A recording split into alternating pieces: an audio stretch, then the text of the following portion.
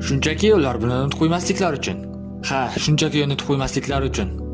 Bu tanqidlarga bera oladigan eng yaxshi javobingizmi? Doim shunday. 23 yildan beri men shunday javob berib kelaman. Cristiano Ronaldo nomi va tarix doim yonma-yon yuradi. So'nggi 20 yilda bu odatiy holga aylangan. Ushbu gollardan keyin siz 6 ta jahon chempionatida gol urgan dunyodagi yagona futbolchiga aylandingiz. Shuningdek, Portugaliyaning jahon chempionatlaridagi eng yaxshi to'puror bo'ldingiz. Bu yutuqlar siz uchun nimani anglatadi? Juda baxtiyorman, lekin men uchun eng muhimi jamoamning mehnati va o'zimizga bo'lgan ishonchimiz. Hafta davomida katta bosim ostida qoldik. Buning sodir bo'lishini bilardik, ammo jamoa juda yaxshi ishladi va o'yinimizni ancha yaxshilab oldik. Yaxshilikka yetaklovchi qiyinchiliklar bo'lib turadi, deb bejiz aytishmaydi.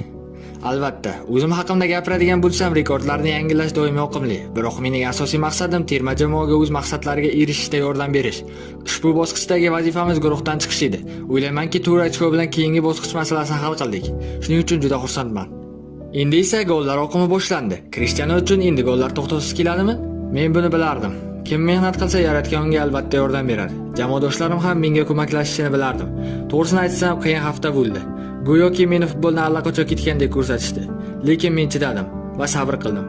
Chunki men boshqa har qanday narsadan ko'ra faqat mehnatga ishonaman.